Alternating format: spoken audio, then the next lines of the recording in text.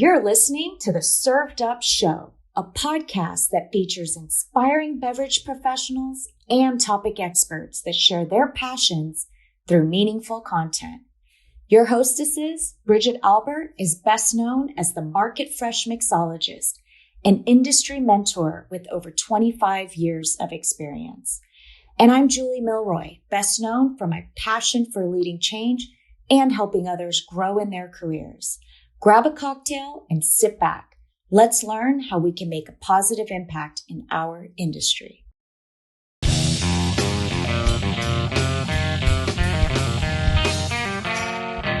Hey y'all, it's Bridget here. Welcome back to another electrifying episode of Served Up.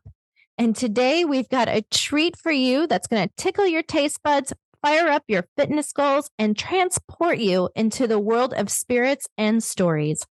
Joining us is a man of many talents, the founder of Sassenach Spirits, the mastermind behind the heart-racing Peak Challenge, an author and an actor who's taken our screens by storm, recorded live amongst the thrilling atmosphere of Tales of the Cocktail.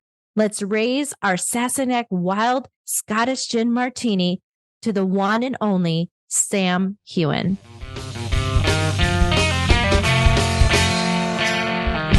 Are you ready, Sam? Are you ready, Bridget? I'm always ready, Sam. I know you are. You've been doing this all day. I got a little nervous when I came here here. for 7 hours. You're good. I'm thirsty, Sam. You are thirsty. Well, don't worry. We brought you something special from Scotland. I'm really excited to try it. So I want to welcome you to Served Up, the podcast. Thank you. Yes. Yes. So it's super exciting to have you on the show today. You know, you're an acclaimed actor. You've done so much around health awareness. You're an author as well. Right. Yeah. And you also have some amazing spirits that I cannot wait to taste. I can't wait for you to taste them. We have, disclaimer, we've already tasted the night before last night. You showed me the Big Easy. I did. You showed me all too well. Yeah. A little bit. And then it went a little bit off the rails, but it was so fun. But I'm really excited for you because to try these spirits because we've talked about them a lot.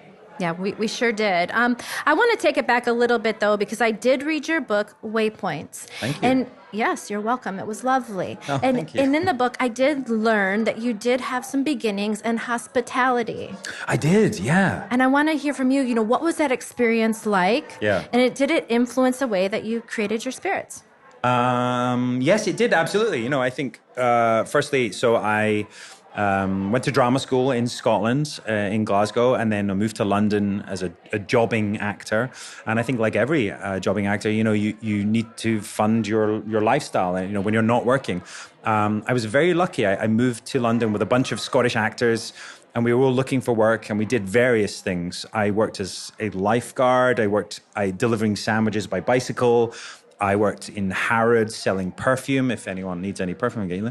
I worked in bars. I worked in Irish bars. I worked in regular bars. And then a good friend of mine started a spirits, I guess a high-end cocktail service for a lot of premieres in London, a lot of fashion shows. And so we started to learn, I guess that's my first introduction to cocktails and to spirits, yeah. No, that's amazing. So can you talk about how your Scottish heritage and culture really influenced your gin and your scotch? Yeah, well, I guess looking at that time, I was living in London, slightly homesick, and never really experienced Scotch in particular. I remember being in a bar with one of my best friends. He worked in the National Theatre in London. And we were kind of talking about Scotland. It was kind of around the holiday season, and we both ordered a Speyside single malt, and it just kind of transported us back to Scotland.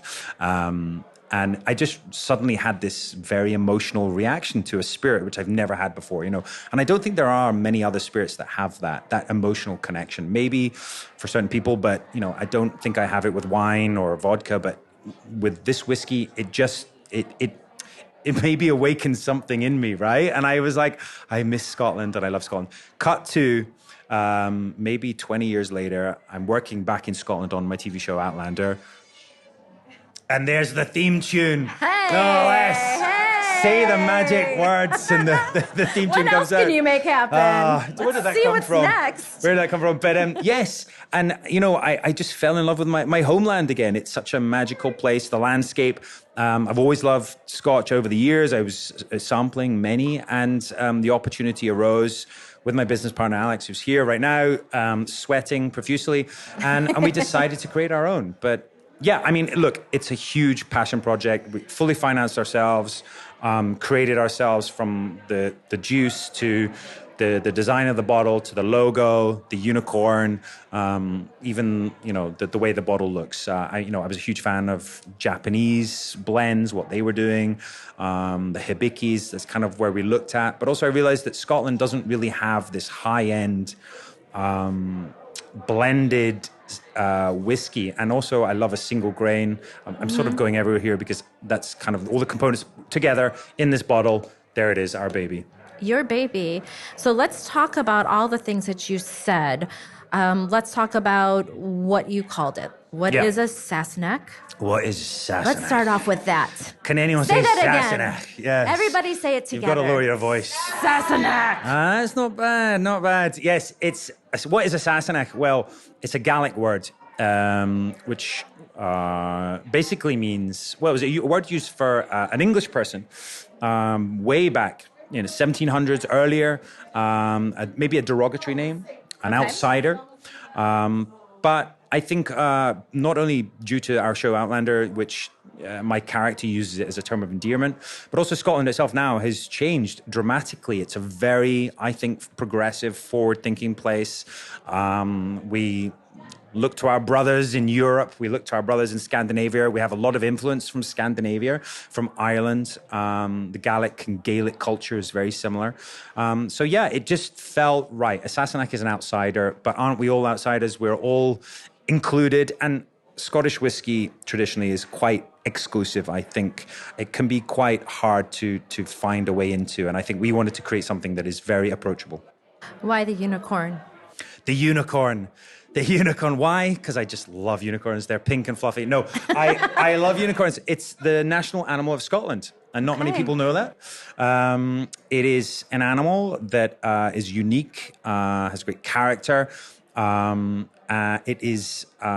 if you look on a coat of arms, which are, for instance, the royal family have them, a lot of lords and ladies have their own houses, have their own coat of arms. And on one side you see the unicorn, on the other side you see the lion, the rampant lion. One represents England, one represents Scotland. And if you look closely, the unicorn is breaking some chains. And essentially, it's breaking the yoke of the English. So there's a lot of history there. Sure. I think also a unicorn can only be tamed by a virgin, but I only read that somewhere. I'm not quite sure what that means. We don't have any of those here at Tales of the Cocktail. Yes. I'm sure there's... No, I won't go there. Oh, we're not going there, Sam. No, we won't go there. I haven't even had one drink yet today. So let's. We should put that right. We're gonna start that right now. I want to talk about the gin first. Is that cool? Okay. And about the botanicals that were selected and why.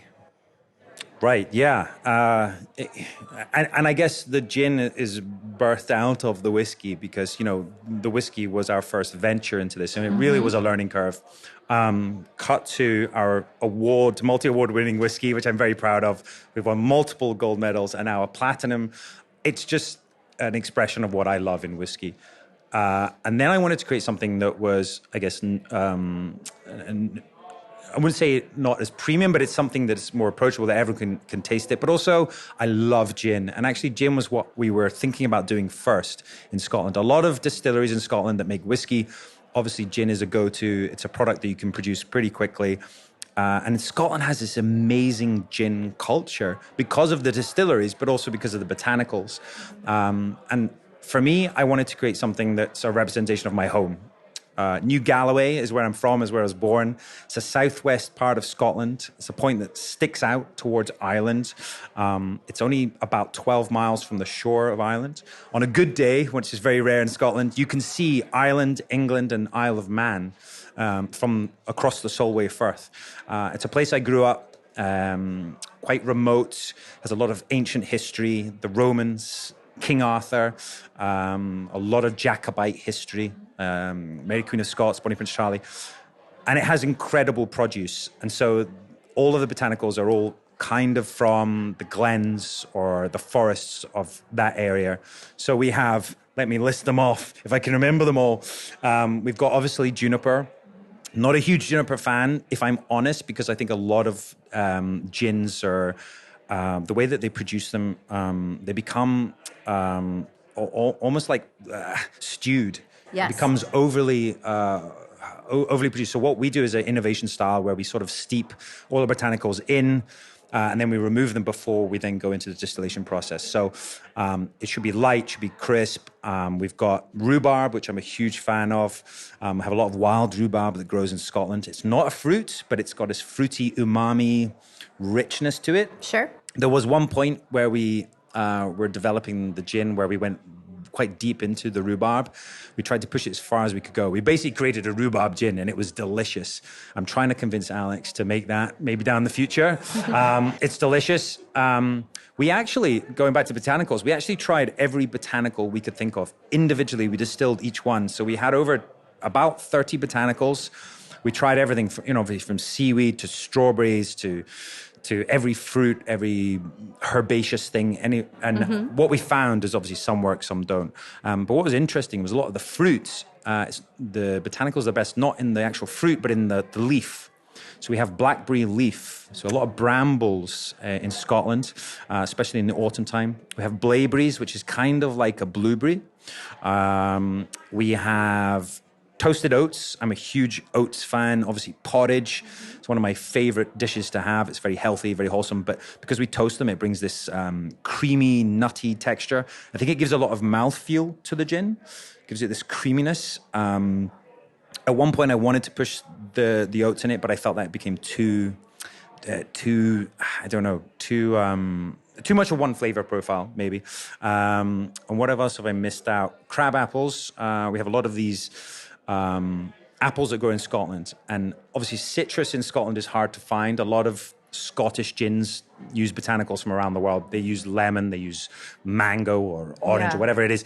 We wanted to keep everything from Scotland, so we use apple to go in there. So yeah, it's sounds everything's delicious. Well, it is delicious. And it sounds so interesting as well. So can we try some? Will you pour some? Am I going to pour it? Yeah. I'm so proud of this moment. To you, I'm trying to bust my microphone. Here we go. Yes. Here you go. Your first Sassenach Wild Scottish Gin from Galloway. It's a Thank good you. You better pour New yourself Orleans some pour. as well.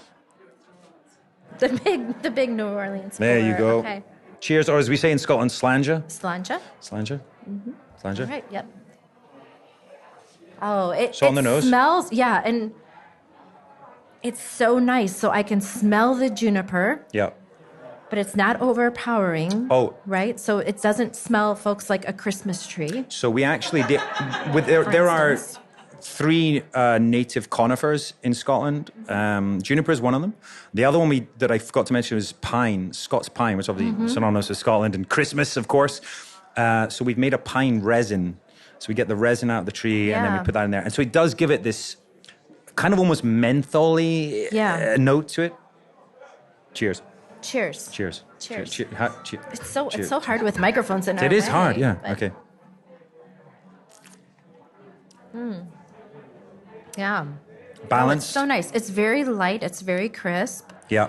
It has a full body. Yeah, which it I think has comes a from the long oats. memory. That's just Thank one you. sip. I got to see what else. Thank you. I think it's fruity. There's like blueberry and rhubarb gives it this fruitiness. It is what I wanted to do was balanced as well, but I also wanted it to stand up in cocktails. Yeah. So we were looking at the ABV and also a lot of the flavor profile, and I want it to sit well in those cocktails. So we did increase the ABV on it. Yeah, I think it does. I think it's lovely. I don't, I think that with this gin, honestly, like you wouldn't have to worry about hiding flavors. No. So many times you get a bottle, and for me as a professional, I'm asked, make this taste good. Yeah. You're like, yikes. Right. What do I have to do? Right. But with something like this, because it is crisp, because it is clean, and it just keeps giving me flavors. Yeah. Yeah. I'm always tasting like some pitted fruits. I don't know where that's coming from. Yeah, some different things, but it's staying with me a long time. But there's not a long burn. Yeah. which is great. Could be the rhubarb. It has this weird umami kind of, it's not no burn. No. But no, you're absolutely right. Because I think a lot of gins, unfortunately, people are like, oh, I don't like gin. It's because they had this, dare I say, something that's been overly stewed and it's like strong in flavor and you've got to hide that flavor profile. Yes. Whereas I personally, we've been looking at cocktails with the gin, but I mean, drink it on its own. As a martini with just like, show it the bottle of vermouth, but don't even go near it. Just like, hey, you guys, you should be friends. It's fantastic, honestly. I'm really proud of it. I literally tried this delicious. Every way I could. I spent so much time. I would pour myself a gin. I'd pour myself a gin and tonic. I'd leave it. I'd let the ice melt. I'd come back to it a day later. I'm like, I want it to work in every scenario. You've had a night out. You've made yourself a gin and tonic. You forgot about it in the morning. You probably shouldn't drink it. Little hair of the dog. I wanted to try it. But also we did heat tests. I wanted to make sure that, it didn't go cloudy if it got too cold. The oils didn't separate. It's really interesting when it oxidizes as well. Like people don't really think about it, but any spirit that you open is instantly going to change with the oxidation.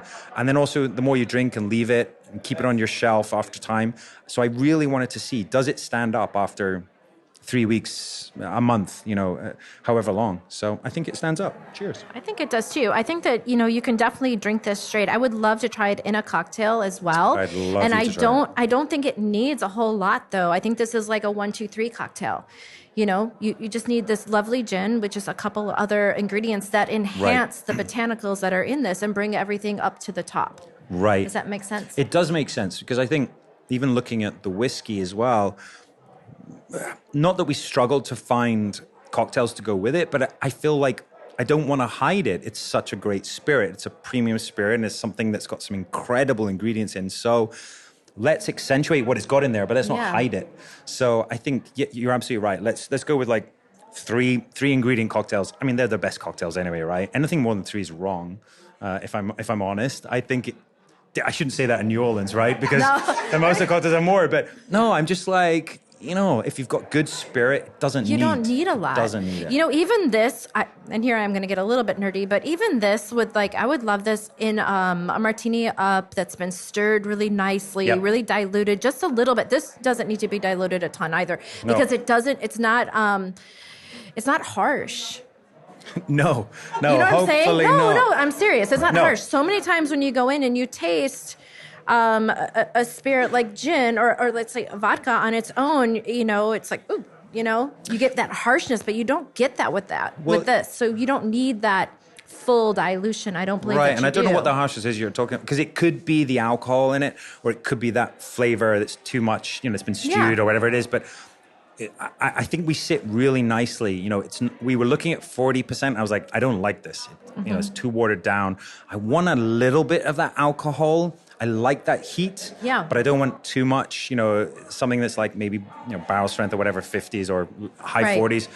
It needs to sit somewhere in the middle. And I think we've just balanced this perfectly. Yeah. And you could have this just gently stirred, poured over in a chilled coupe glass with just a couple dashes of bitters and call it a day. Done. 100%. A couple of bitters and you're done. Yeah. We've obviously created our martini, and again, we're using I know you guys use ounces, but milliliters. I'm saying 15 milliliters of vermouth maybe, or just throw your vermouth away. Pour it in the glass, throw it out, and then pour your gin in. That's it. I think it's just about icing it down, keeping it cool, refreshing, and we like to serve it with a little bit of green apple. I find that the green apple does work. It sort of soaks up the gin, so you get this little treat at the end. You bite the green apple, and it's tart and sharp, but also sweet. Yeah, I could see how citrus plays really well with this, different fruits that are light and crisp, like an apple, a lemon, lemon twist as well, obviously, is great. No, it's really interesting, just going back to the botanicals and what do you choose? And there are countless gins in Scotland, but I think this is hopefully a true representation of Scotland. And honestly, everything is there from my home, and I'm really proud of it. I'm proud of you. Oh, thank you. I am. This is not easy to do. This is very, very delicious. Can we move on to this? Oh, if we have to, come on then. Should we finish? We should finish. Oh, we should finish it. Yeah, it is Tales of the Cocktail, everyone. Huh? I'm getting flashbacks from last night. To be honest. Oh. You introduced me to the Sassenach, the po' boy. And I was obsessed. The gin fizz, which the Ramos, I've always wanted to know. Listen to that sound. Oh, it's like I'm transported back to Scotland. Yeah. That was fun. I enjoyed the Ramos gin fizz. Yeah, that was we went to the Bourbonnais bar. We did. had a great, Ramos Gin Fizz, and it was absolutely delicious. Now we're like your moving pour, on. yeah. Well, I have some practice. You've got a very generous hand. I like it. Yes. Good. Let's talk about the Scotch. Can we talk about the Scotch? Come on. Come on. Yes. I'm a big fan of your Scotch. Thank you very much. It's I honestly, it was it's again a passion project. We financed it ourselves. We did a tour, myself and Alex. We went all around Scotland. We went visited a number of distilleries, bottlers, producers, and we realized none of them were going to produce what we want. We found Michael Hendry, a master blender, and I tortured him. And tortured Alex as well. We created something, as I said, that's similar to those like blends that the Japanese do. That's approachable, balanced, but uniquely Scottish. So it has a high malt content. Okay. But it also has a single grain, a 19-year-old organic single grain that I'm a huge single grain fan. Been tasting some great single grains here as well. But yeah. And then literally we'd printed everything. The bottles were done, the labels were done. And I was like, no, we're changing the ABV. I want that mouthfeel. I want that heavy weight in my tongue. I want to feel it's luxurious. So we had to reprint all our labels and change the ABV, which I think cost us a lot of money, but it's worth it. It's worth every penny. Shall we try it Come together? On, cheers. Cheers. Sanja. Sassenach. Ah, that's my best impersonation of you. Just growl a lot. Yeah. On the nose, it's amazing. Like apricot and... A lot of apricot. Again, it's a thing with your products with like some dried, beautiful fruits that I'm getting. I mean, and maybe that's lovely. Maybe that's what I like. That's an interesting point. Yeah, but it is a Madeira cask finish, so obviously you get a lot of that, a lot of that sweetness and like raisins. Right. I'm getting like raisins, right? And Yeah, like creme brulee. Of course, some really butterscotch, apricot. Yeah, okay. Oh, I love this podcast. It's so fun. What can we drink next, Sam? Yeah. We need to. Where's your next product? That is, yeah. Every time I taste it, I'm so happy. Yeah. You should be really, again, like very proud of yourself. This is not an easy thing to do. And how are you recommending that folks enjoy your Scotch? Discussion, shall we say, last night? We went toe to toe. We went toe to toe. There were We're best friends now. No throws. No. Blown. No. We did. We discussed how to serve it, and I, as you just said earlier, I think it's. I would love to find some cocktails that work really well. We have a few we've developed, especially with our friends, Chinese Tuxedo in New York, Hugo. They developed the breakfast scotch, which I think is a great name.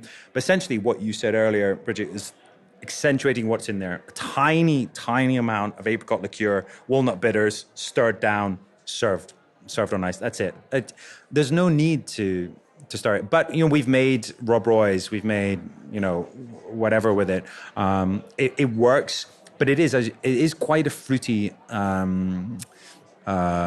whiskey. So I don't think you want to hide it with other stuff, and it needs to sing either. Yeah. It keeps giving. So I always loved to go in and take that first sip, and then go in and take that second sip, right? And then see how it sits on your palate. See where it goes. Yeah. See if it gives you that awful. I'm saying that burn. I don't love that. Yeah, this terrible. Not happening. No. But what it does do, it coats my palate, and it gives me that long memory. Yeah. The finish, well, you get this malt, then you get fruit, and then this finish. It's like a warmness to it, which is it's 46%. It's pretty high. But it's not like that. It's not aggressive. It's just warming. But you don't get any of that horrible chest feel. You're like, oh my God, I'm having to suck this down. No, it's just like, and it's, as you say, a lot of fruit. So it covers your tongue. You get fruits all over your palate. It's not just forward or back. it's a whole mouthfeel. Yeah, it's a whole mouthfeel. Yeah. It's absolutely. I love being able to talk wonderful. about this alcohol. Actually, it's really nice to Can geek out together. To geek out anytime. Yeah, yeah. Let's geek out. Yeah, no, it's just absolutely amazing. The bottle's obviously very, very beautiful. Thank you. As well, but it does keep giving, and so, yeah, I think staying very simple. Your simple serves. Right? Simple serves. I think, I also feel like there is this with Scotch whiskey, as you said, it's quite exclusive. Like you must serve it like this, or you can have a little bit of water or whatever. Just drink it how you like it. Like if you want ice, you want to pour Coca-Cola in there, it's awesome. Like whiskey and Coke is great. I love it. Listen, drink it how you like it. Look, everyone is welcome. I personally prefer it straight up. It's a premium whiskey, but yeah, drink it how you like it. Do you like to smoke cigars when I do, yes. I do know this. Okay, even though then you go eat fried chicken after I whatever you said. That. I know. Okay, that. so that's a story for another day. But let's talk about that. Like, how are you enjoying this? Do you enjoy it with a cigar? Do you bring that to the party when you bring this? Yeah, I Scotch? do like a cigar now and then, and it's something I've enjoyed. And again, it's something about mouthfeel and flavor profiles, and it can complement it absolutely. Mm-hmm. I guess if you're into food and you're into wine or whiskey or spirits anyway, it's all about the tasting flavors. I mean, even thinking about the cork we've got there, we wanted to use real cork. Mm-hmm. We source it from Portugal, one of the only producers. It's really hard to find, but I wanted to have that. Pop the cork, it makes that great sound, but then smell the cork, and you smell the juice on the cork, and it's aged there. It has a little something. Whereas these new corks you get, they're artificial. Okay, they work and they serve a great purpose, but they don't give you that extra sensory, I don't know, positive reaction. Have you paired either of these with food? We haven't. We've been working with some brands to do that, but we haven't yet. Okay. I think that they are very approachable, both of them. Thank you. With food, especially your Scotch. I mean, obviously gin would be very quite, simple with all of the beautiful, crisp flavors. Yeah. But then also thinking of salty dishes that are so good. That's interesting. So in my other role as an actor, I have a TV show that I produced, which I can talk about because I produced it. Please talk Men in about Kilts. And we worked with Tony Singh, who is a Scottish chef, but Indian culture or Indian heritage. So we did this great episode about food and drink in Scotland, and we're on a beach, and he cooked up these langoustines with a chili butter on the beach, served it with the Sassenach gin. It was amazing, with some seaweed as well that we just picked from the shore in Scotland. It's from the north, the part of Fife, and it was incredible. It really totally worked. See that. Salt, seafood, seaweed, and great sort of rich prawns as well, buttery prawns. Yeah, so good. Because this would cut right through that fat, right? Stop. Yeah, so I know. Good. Oh my gosh. Yeah. Next time we're going on a food tour with your bottles. But it's interesting because also I think it's about terroir, right? It's about where you taste it. For instance, the Islay whiskeys, the smoky whiskeys, I know are sometimes a little abrasive for people, but there's a place for it. And I think when you're, in Scotland especially, on a mountaintop, you've just hiked a mountain, or you're standing on, a shore on a loch in Scotland, and you take this, it just changes your whole perception, and it fits with the landscape. And I think that's hopefully, if you drink this, you're going to be transported to the shores of Loch Lomond. Come with me, Bridget. We'll go. I'm coming you're with going you. to, I just think. have to growl, right? Well, I think you're going to go, aren't you? You told me you're going to be. No, I am going. Yeah. So I am going to Scotland. Sam's helping me plan my trip with my I will meet cousins. you. I'll meet you halfway. Oh, my God. I'll meet you halfway with a bottle of Sassenach. I'll meet you at the end with a bottle of Sassenach, because you might not get the rest of the way. But you don't want to walk with me and my cousin. It's a 100-mile walk, because I did myself, and it's a great walk, and you're gonna love it. You're gonna love it. Take some good whiskey. So speaking of fitness, yes, let's shift gears. Right. What is a peaker? What is a peaker? Anyone can be a peaker, Bridget. Can I be a peaker? You are a peaker. Join us. We have peakers here. We have peakers here. We have peakers here. My peak challenge. Hello, peakers. Look at that. Peakers. Unite. Peaking. How fun. I think, going back to Scotland, realizing and falling in love with my country again, to work on my TV show, Outlander, I realized that I was very fortunate. I was grown up in a place where I could literally leave the door and walk 100 miles to the Highlands of Scotland.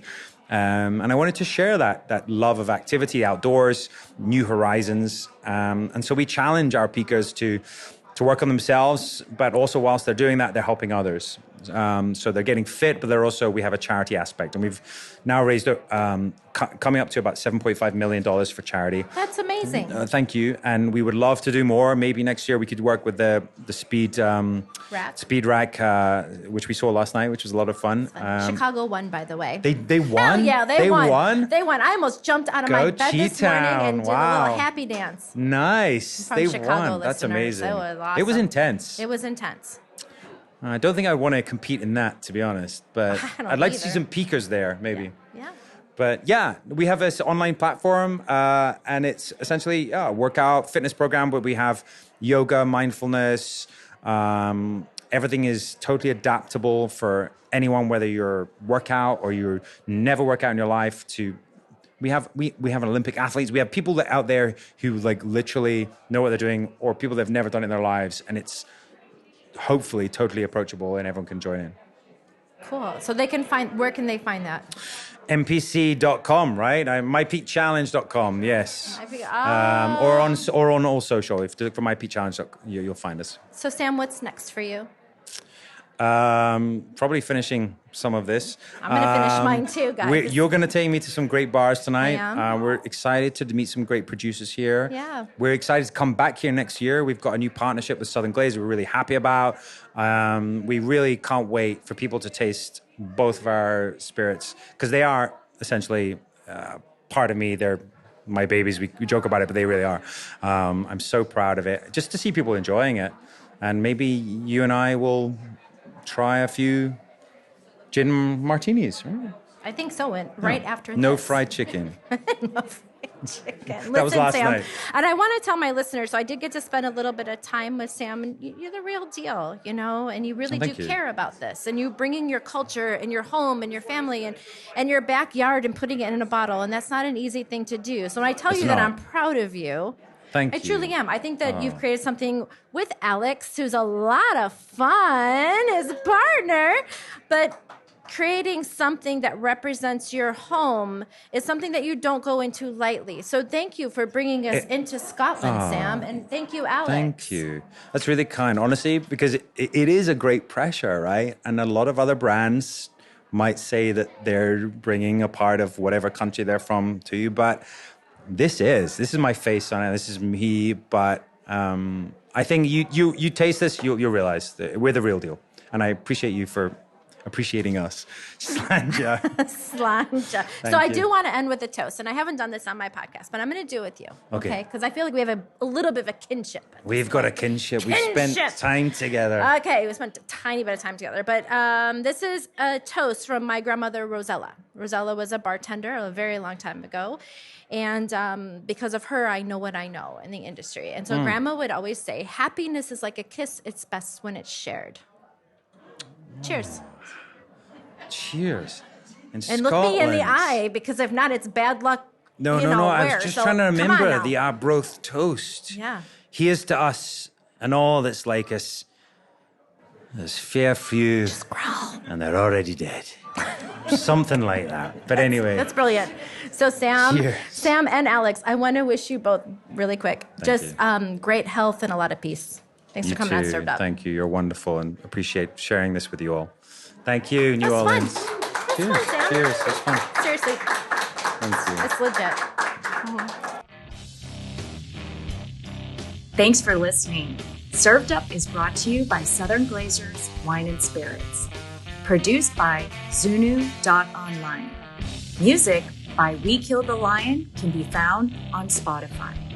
Make sure to subscribe to be notified of future Served Up episodes.